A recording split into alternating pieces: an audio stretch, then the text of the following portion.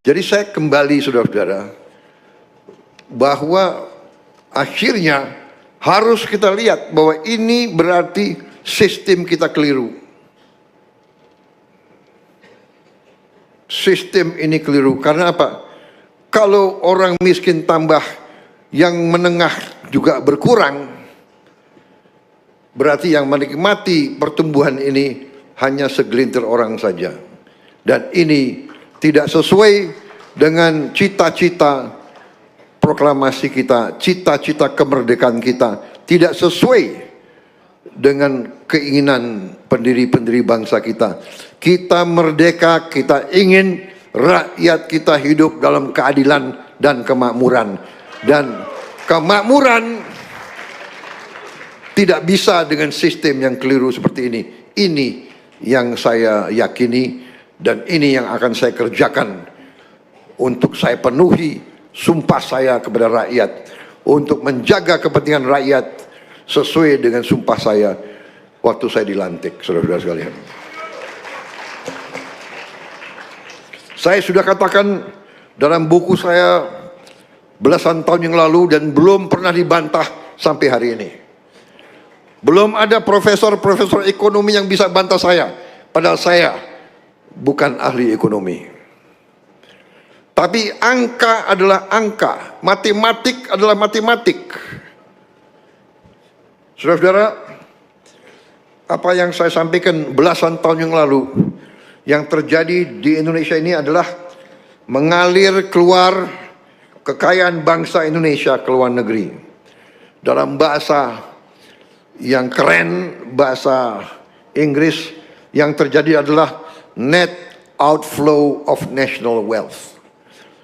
Kekayaan nasional kita mengalir ke luar negeri. Dan sekarang ini diakui oleh PBB. Angka-angka PBB mendukung premis saya sekian belas tahun yang lalu. Dari PBB, Comtrade, ya, United Nations Comtrade, yang diolah oleh Dewan Ekonomi Nasional kita. Kalau kita lihat selama 22 tahun, bangsa Indonesia sebagai bangsa sebenarnya telah untung. Hanya 5 tahun kita tidak untung, agak kurang. Tapi dari 22 tahun, 17 tahun kita untung, dan keuntungan kita adalah 436 miliar dolar selama 22 tahun. Kali 17.000, berapa triliun. Kemudian lihat selama 42 tahun, kekayaan kita sebenarnya adalah 683 miliar dolar. Kalau sekarang ada yang mengatakan rupiah kita lemah, ini dan itu, ya karena kekayaannya keluar. Kalau darah kita, tiap hari darah kita keluar, di ujungnya badan kita kolaps, mati. Begitu kayanya republik kita. Tiap tahun kekayaan kita diambil keluar, kita masih berdiri. Saudara-saudara sekalian. Jadi kita lihat dari neraca itu inflow, outflow. Kita lihat di sini selama 22 tahun uang yang keluar itu 343 miliar. Jadi keuntungan 436, yang keluar 343. Yang tinggal adalah sedikit sekali dibandingkan yang keluar. Ini angka di depan kita. Saudara-saudara sekalian, apa yang harus kita ambil kesimpulan? Ternyata sekali lagi dari PBB yang terjadi adalah yang disebut under invoicing atau laporan palsu. Para pengusaha itu bohong. Katanya dia jual 1.000 ton, dia lapor hanya 500 ton. Artinya apa? Artinya negara rugi. Setelah kita hitung, ini angka kembali lagi dari PBB, kita telah rugi 908 miliar dolar selama 34 tahun atau 15.000 triliun. 15.000 triliun. Saudara-saudara, ini semua data keluar. Saya ingin sampaikan dalam forum ini karena saya ingin saudara-saudara NU sebagai pemimpin, sebagai ulama, sebagai guru, sebagai pembimbing rakyat harus mengerti kenapa gaji guru tidak bisa baik, kenapa gaji pegawai negeri tidak bisa baik, kenapa anggaran selalu kurang, ya kan? Karena uangnya nggak ada, diambil terus. Saudara-saudara, kebocoran kita hitung, para ahli hitung sekarang adalah kurang lebih 150 miliar tiap tahun. 2.500 triliun tiap tahun. Saudara-saudara sekalian. Dan ini sedang saya perbaiki semua. Saudara-saudara, ada perusahaan milik negara, BUMN, jumlahnya luar biasa. Waktu saya jadi presiden, saya baru tahu. Saya kira perusahaan BUMN itu jumlahnya 300. Waktu saya jadi presiden baru saya tahu. Jumlahnya 1.000 lebih. Sekarang kita sudah tutup kurang lebih berapa Menseknek? Kurang lebih sudah 240 yang kita tutup. Nggak ada yang untung, rugi terus.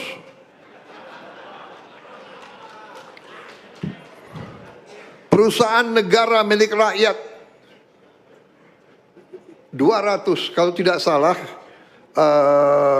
kita ujungnya akan menutup kurang lebih 800 perusahaan negara. Minimal 700 lah. Anda bisa bayangkan yang sudah kita tutup 240. Ya benar, Menseknek 240. Itu kalau dihitung umpamanya 4 direksi sama 4 komisaris, itu 8 kali 200, 1.600. Kalau gajinya masing-masing 50 juta rupiah sebulan, berapa itu? Dan ada yang gajinya bisa di atas itu. Sudah rugi, minta bonus lagi. Saudara-saudara, sudah kita tutup. Kita menghemat triliunan hanya dari nutup perusahaan-perusahaan yang nggak benar. Dan itu caranya para direksi itu nutupi korupsi mereka. Jadi saya perintahkan selidiki semuanya. Saudara-saudara sekalian, tidak ada keraguan-raguan dari kita. Saudara-saudara sekalian,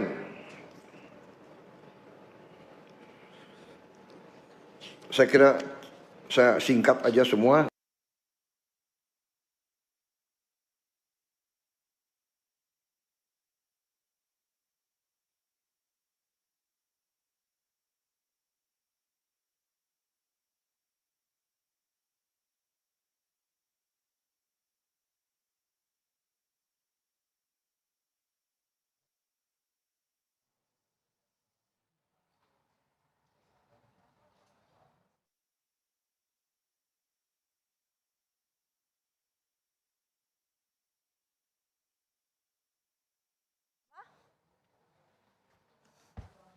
Di VO, wait.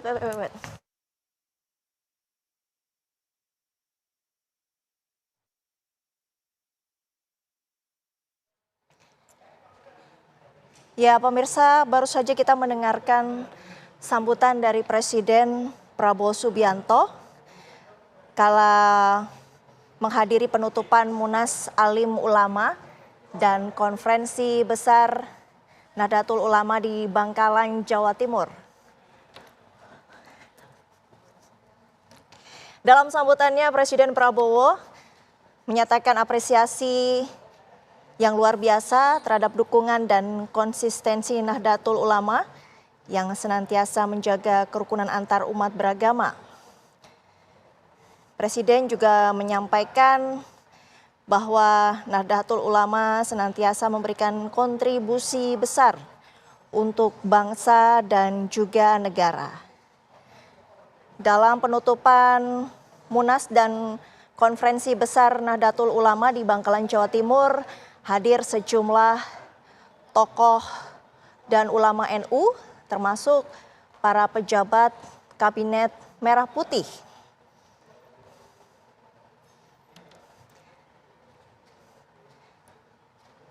Tampak di layar kaca, Presiden Prabowo Subianto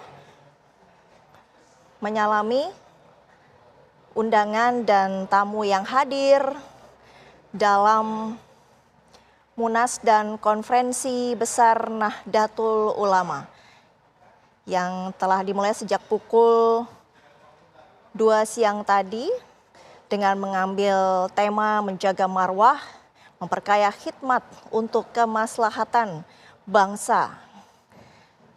Penutupan Munas dan Konferensi Besar Nahdlatul Ulama ini digelar di Institut Agama Islam Syekhona Muhammad Khalil Bangkalan. Presiden Prabowo sudah tiba sejak pukul 2 siang tadi. Sebelum memberikan sambutan, Presiden sempat mendengarkan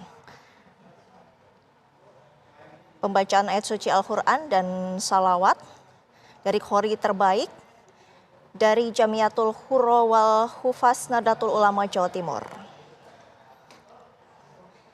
Kemudian ada juga sambutan dari Ketua Umum PBNU Kiai Haji Yahya Khalil Stakuf, taujihat sekaligus doa oleh Rais Am PBNU Kiai Haji Miftahul Akhyar, dan arahan Presiden Republik Indonesia sekaligus menutup secara resmi Musyawarah Nasional dan Konferensi Besar Nahdlatul Ulama.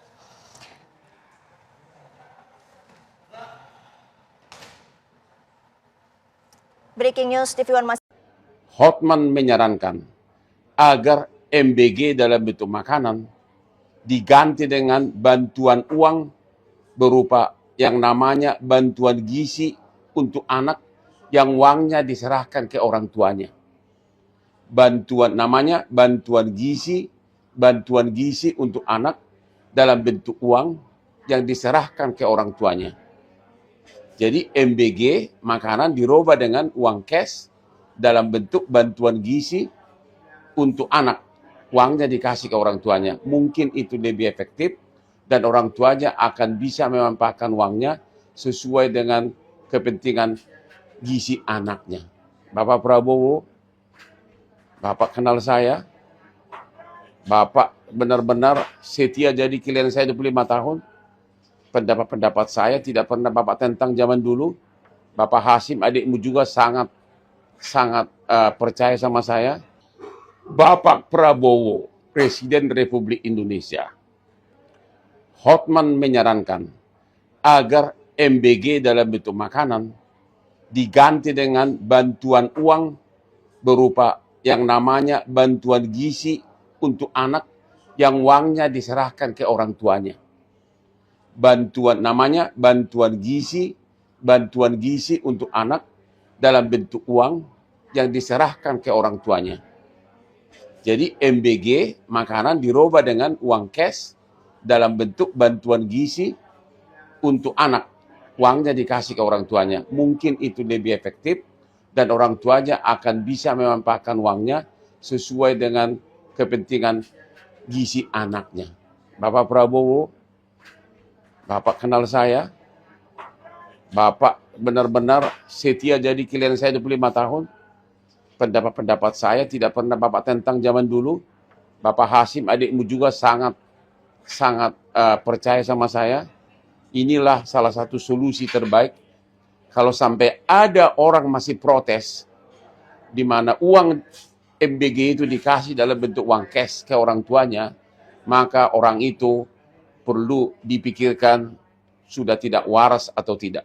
Oke, sekali lagi, program baru, bantuan gizi untuk anak dalam bentuk uang cash, dikasih ke orang tua, pengganti MBG.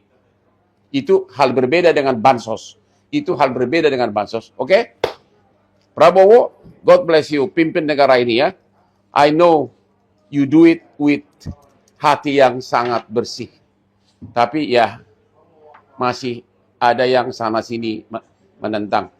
Do it, I believe you gonna make it. Oke? Salam Hotman Pares. Bapak Prabowo, Presiden Republik Indonesia. Hotman menyarankan agar MBG dalam bentuk makanan diganti dengan bantuan uang berupa yang namanya bantuan gizi untuk anak yang uangnya diserahkan ke orang tuanya. Bantuan gizi untuk anak dalam bentuk uang yang diserahkan ke orang tuanya. Jadi MBG makanan dirubah dengan uang cash dalam bentuk bantuan gizi untuk anak. Uangnya dikasih ke orang tuanya. Mungkin itu lebih efektif dan orang tuanya akan bisa memanfaatkan uangnya sesuai dengan kepentingan gizi anaknya. Bapak Prabowo, Bapak kenal saya. Bapak benar-benar setia jadi klien saya 25 tahun. Pendapat-pendapat saya tidak pernah Bapak tentang zaman dulu. Bapak Hasim adikmu juga sangat percaya sama saya. Inilah salah satu solusi terbaik. Kalau sampai ada orang masih protes, di mana uang MBG itu dikasih dalam bentuk uang cash ke orang tuanya, maka orang itu perlu dipikirkan sudah tidak waras atau tidak. Oke, sekali lagi, program baru, bantuan gizi untuk anak dalam bentuk uang cash, dikasih ke orang tua, pengganti MBG. Itu hal berbeda dengan bansos. Oke? Prabowo, God bless you, pimpin negara ini ya. I know you do it with hati yang sangat bersih. Tapi ya, masih ada yang sana-sini menentang.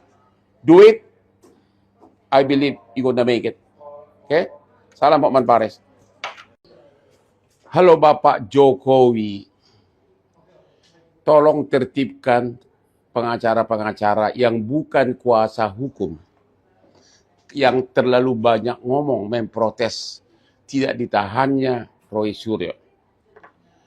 Bapak tahu justru dengan tidak ditahannya Roy Suryo, nama Bapak Jokowi malah lebih bagus dan meningkat.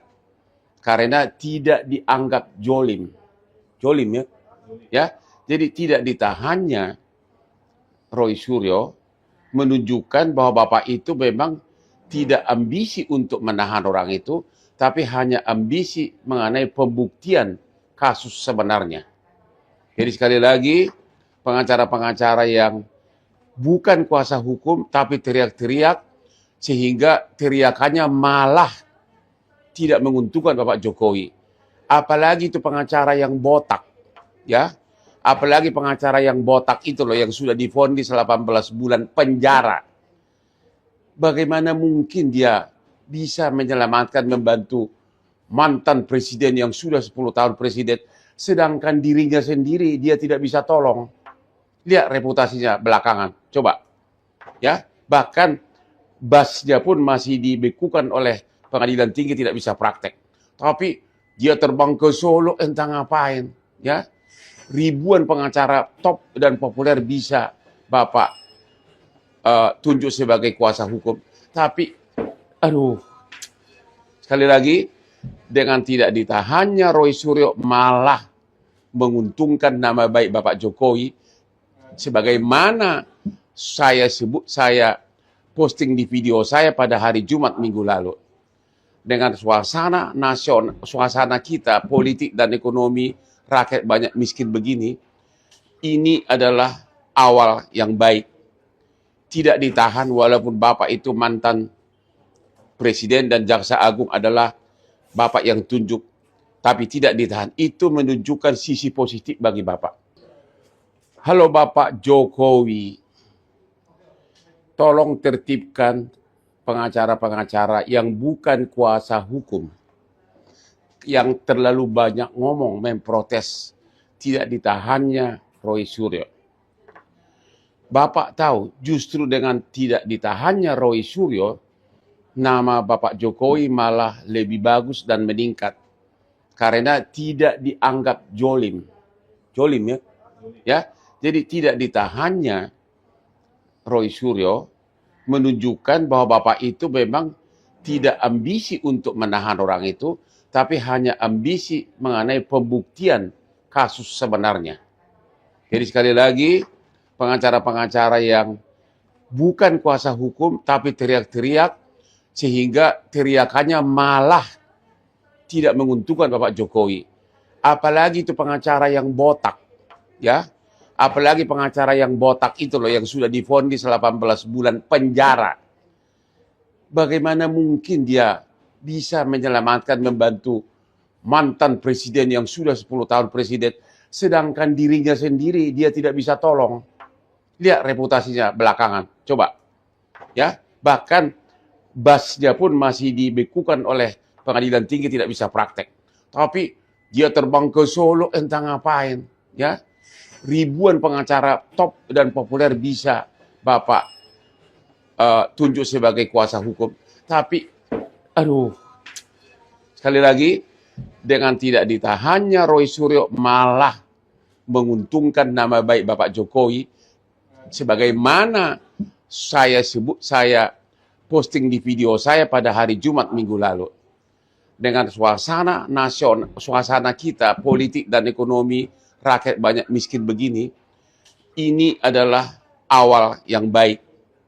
Tidak ditahan walaupun Bapak itu mantan Presiden dan Jaksa Agung adalah Bapak yang tunjuk, tapi tidak ditahan. Itu menunjukkan sisi positif bagi Bapak.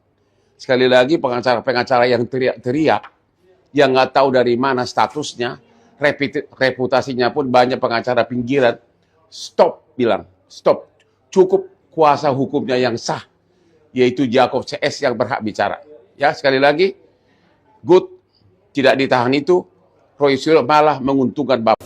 Kasus korupsi oleh mantan petinggi Badan Gizi Nasional semakin menarik untuk dikawal hingga tuntas, mengingat kasus korupsi mantan petinggi BGN ini jumlahnya fantastis pemirsa. Bahkan mantan Menko Polhukam Mahfud MD mendesak tersangka bisa diberikan hukuman mati dan harus ditelusuri hingga akar-akarnya. Dan kita juga akan membahas persoalan ini, khususnya juga terkait Bu Elsa yang kemudian mengundurkan diri sebagai kuasa hukum dari tersangka wakil kepala BGN. Sudah hadir Bu Elsa Syarif bersama kami melalui sambungan Zoom. Selamat sore Bu Elsa. Oke. Selamat sore Bu Elsa. Selamat sore. Ya, terima kasih Bu Elsa untuk waktunya berbagi bersama kami di Sindo Sore. Bu, kami tadi sudah menayangkan bahwa Bu Elsa kemudian menyatakan mengundurkan diri sebagai kuasa hukum dari Pak Sony. Ibu Elsa mengatakan kliennya tidak jujur. Nah, ketidakjujuran seperti apa yang menjadi titik balik sehingga Ibu mengundurkan diri? Ya seperti ini ya.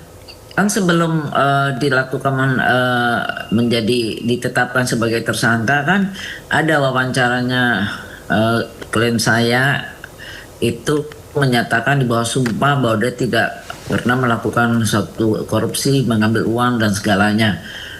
Dan sewaktu dijemput oleh kejaksaan dan memilih saya melalui Yusuf Maulana yang kebetulan di depan saya pun beliau menanyakan, udah ketemu Bu Elsa? Sudah. Ini di depannya saya dan saya bilang,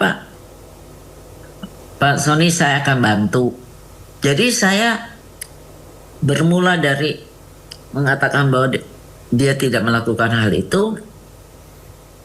Saya ingin membantu dan saya membantu pun dengan tulus. tidak ada membicarakan masalah, tidak pernah saya mengajukan untuk dibayar. Dan sampai detik ini pun saya tidak pernah dibayar karena saya tidak pernah mengajukan surat perjanjian untuk pembayaran lawyer fee ya. Jadi saya pro bono. Pro bono. Tetapi ya pro bono. Orang Ya. semua waktu saya bilang pro bono orang semua kaget. Wih dia banyak duitnya nih dari mana? Orang dia saya bilang orang nggak terlibat kok, saya kok lihatnya nggak ada tambang-tambang berduit, saya bilang gitu sambil bercanda-bercanda. Nah tapi berjalannya waktu pertama memberikan tas, tolong berikan kepada istri saya, dan juga ada surat untuk istri, dan juga ada surat untuk orang yang Yusuf Maulana ini. Terus saya nggak tahu waktu itu karena tergesa-gesa saya kasihkan, saya nggak tahu ternyata isinya itu untuk diupload diposting tentang surat kepada Ibu Nani, itu Ibu Nani ketua SDM. BGN yang baru. Oh itu saya baru tahu. Terus itu waktu besoknya hari Kamis saya kan mendampingi untuk BAP bersama rekan saya KM. Nah kemudian setelah saya ini kan dia udah punya surat berlembar-lembar untuk siapa tuh, ada istrinya dan juga untuk Yusuf lagi. Nah tapi saya nggak sempat baca, teman-teman saya pegang aja. Terus kemudian berlangsunglah BAP. Waktu berlangsungnya BAP kita mulainya kan baru 4:30 sore. Kemudian dipotong sholat maghrib. Kebetulan beliau puasa, tapi kayaknya Pak klien saya itu semangat untuk meneruskan BAP tersebut. Cuman rekan saya bilang ditutup aja sekitar sebelum jam 8 tuh ditutup aja. Kenapa? Kan kasihan, lelah, belum makan segala rupa. Terus kejaksaan Bapak itu masih mau nerusin, tapi kelihatan rekan saya mungkin ada kesibukan, dia nggak mau nerusin, di stop di situ. Akhirnya ya disetujui untuk di stop. Nah waktu dia bikin kasih surat saya tuh, saya kasih untuk istrinya, saya titipin ke Yusuf. Surat itu yang satu saya nggak tahu isinya apa saking panjangnya. Terus tapi saya sempat membaca satu lagi, dia bilang nih ada nama-nama itu ada 28, dua itu asosiasi, 26 itu nama-nama tersebut yang ada di dalam BAP. Semuanya namanya ada di dalam BAP. Cuman dia bilang gini, terus saya bilang ini mau diupload, saya bilang ini kan hasil BAP. Oh jangan, ini cukup bilang sama Yusuf untuk dibuat isu aja, di keep tapi dibuat isu supaya kejaksaan bisa memanggil mereka ini. Tapi jadi saya langsung bikin kok kayak Bapak ini ada di dalam tahanan, tapi membuat satu kayak framing berita ya. Apa intrik apa lagi saya nggak tahu. Nah terus saya kan karena waktu itu masih tulus lah bahwa ini benar, jadinya saya membawa teman-teman saya yang kuat yang bersedia tidak dibayar, yaitu Pitra Ramadhani sama Profesor Rufinus. Nah cuman akhirnya saya ditegur kenapa membawa teman itu, padahal teman itu kan untuk memperkuat, apalagi saya sudah mengajukan GC konsep dan tinggal ditandatangani oleh rekan saya Pak Niko sama Krisna. Nah tentunya kan kita mau benar-benar mengajukan itu. Nah setelah itu hari Minggu saya didatengin rekan saya juga, bilang Bu Elsa bagusnya mundur. Saya bilang kenapa mundur? Aduh nggak benar nih, ini pokoknya banyak lah. Saya pikir kamu sentimen aja. Terus tuh banyak lagi yang menyarankan saya mundur. Terus tuh bukan itu juga rekannya, nanti rekannya ibu juga membuat ibu nggak nyaman. Saya nggak ngerti ya pada saat itu karena kita sudah berbagi tugas.